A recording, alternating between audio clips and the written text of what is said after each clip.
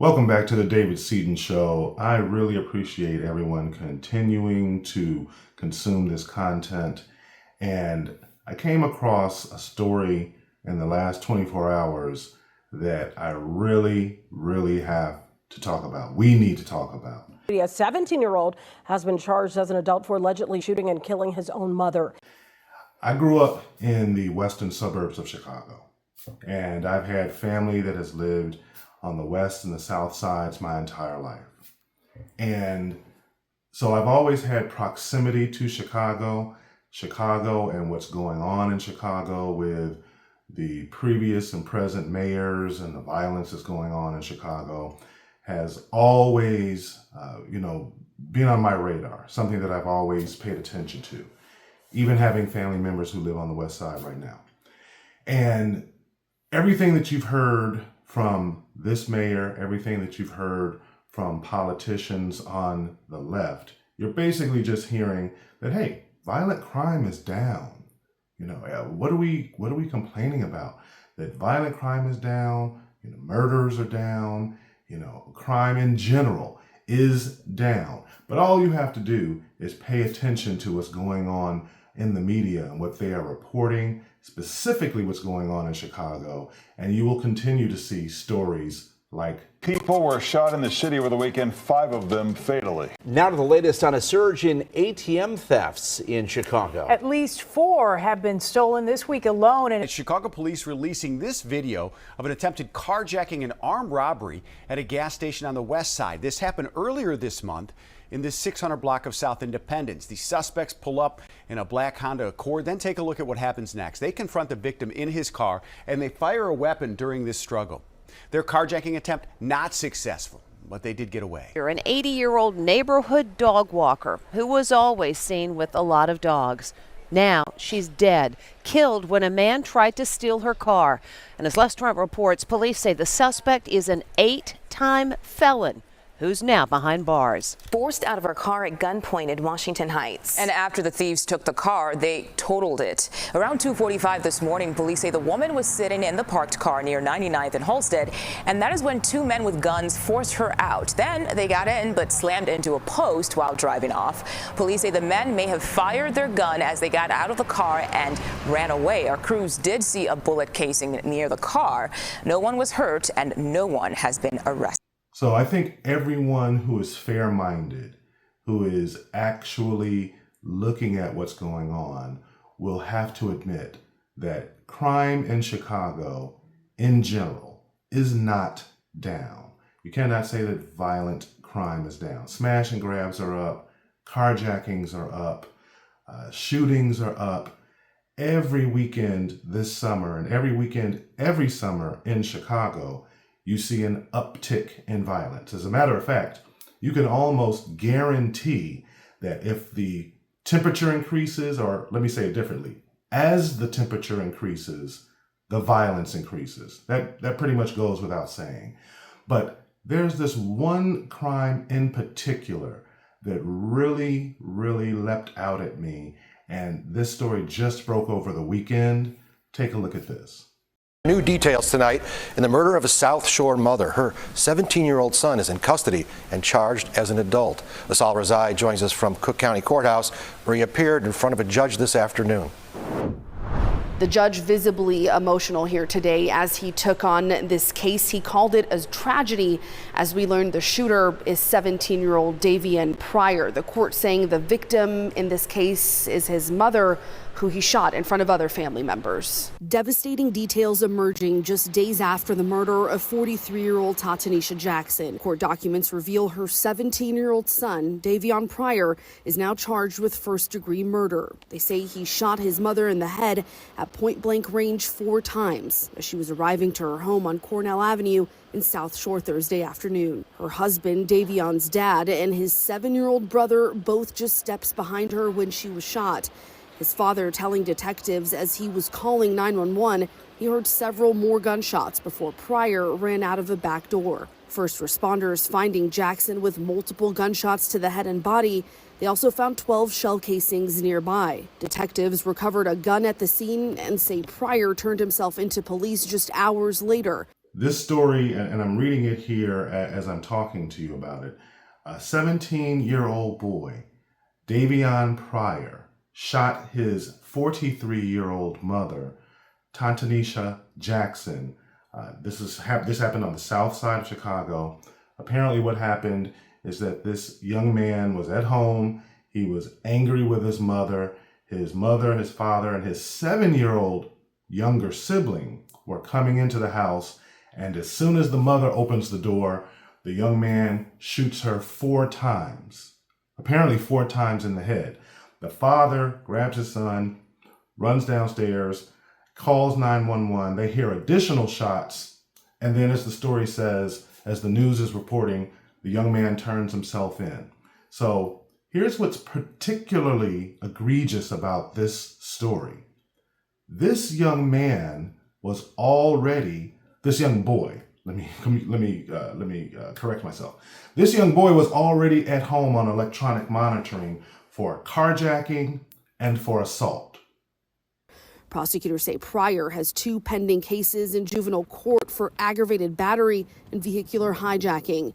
He was on home confinement at the time of the murder. His grandmother telling us in court today he's been diagnosed with mental health problems in the past and has been off his medication. The judge ordering a mental health evaluation for next steps in this case. Pryor will remain in custody with an upcoming court date set for next Friday. Reporting from the Cook County Courthouse, Asal Razai, CBS News Chicago.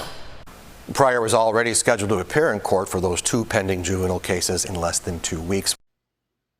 Let that sink in for a minute. He was already at home for carjacking and assault. I'm sure that all of us who have any of us who have good parents, you know that if that young man, that 17-year-old boy, I'm sorry, let me correct myself again, 17-year-old boy was at home, his mother was getting on him, saying, hey, you're not doing anything, you're already at home on electronic monitoring, you already went out here and tried to carjack somebody, you already went out here and you have an assault charge, hey, you need to get it together.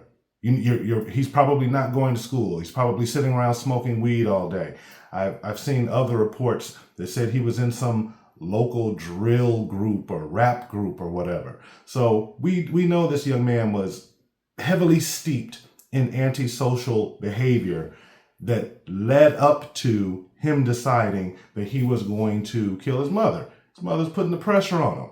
Hey, you got to get it together. You can't just be hanging out, smoking weed, playing video games all day, hanging out all night with these friends of yours, quote unquote, friends of yours who already got you into this trouble for carjacking and assault. You are going to get into this house and you're going to do what I'm telling you to do because this mother was probably taking actions to try and keep this young man from going to jail. So he murders his mother, and then when he gets to court, the court say, no bail, you're going to stay in jail. Here are my thoughts about that. We live in a world today, in the United States, specifically in the United States, where we've had this pendulum shift from what has been regarded as mass incarceration of African Americans that happened in the 90s as a result of the crack epidemic. Now the pendulum has swung so hard the other way because everyone's trying to be so woke. Everyone's talking about restorative justice. Hey, it's not this young man's fault. You even heard the family come out and say, oh, he had mental health problems. So here's my question. If this young man has mental health problems, what is he doing with a gun? I'm going to assume that this gun, because we don't know that part of the story. We don't know if this young man got the gun off of the streets. We don't know if the mother owned the gun and he had access to it, but it sounds like there was a breakdown in the parenting that allowed this young man to grow into the 17-year-old who he is, that he has committed these particular offenses. But on top of that, there is absolutely no reason in the world why this 17-year-old boy should not be sitting in county. They're charging him as an adult for murdering his mother because he's 17 years old. But even if he was younger, there's no reason why this young man shouldn't have been in juvie. He should not have been on electronic monitoring at home. And guess what? If he was sitting in juvie, if he was sitting in Cook County Jail, that mother would still be alive, and that his 7-year-old sibling would not now have to live the rest of his life with the trauma of seeing his mother being murdered, and on top of that, his mother being murdered by his 17-year-old brother. We, as a community, we have to start holding one another accountable. If this young man went out, he assaulted someone, he went out and carjacked someone, and the worst thing that happened to him was that he was sent home with a bracelet around his ankle, and he can still watch television, he can still play his video games, he can still smoke weed, he can still talk to his friends on his phone, he can still interact with all of the people with whom he was hanging that caused him to make these bad decisions in the first place. If he still has access to all of that, what is going to make this young man make a different decision? Now, he's in jail for the rest of his life. His mother is deceased. His 7-year-old sibling doesn't have a mother. His father doesn't have access to his mother anymore. An entire family is destroyed, all because we don't want to hold young black men accountable when they go out here and they break the law because we're trying to be woke. We're talking about restorative justice. We're bringing up, even like I said, the family coming forward and saying he's got mental health issues. His grandmother telling us in court today he's been diagnosed with mental health problems in the past and has been off his medication. I don't care. I care more about his 7-year-old sibling that's not going to have his mother anymore for the rest of his life. I care about that 7-year-old more, and the trauma that 7-year-old is going to have to walk around with for the rest of his life because he saw his mother get murdered by his 17-year-old brother. We, as a community, have to do better. This isn't about history, the history of mass incarceration. This isn't about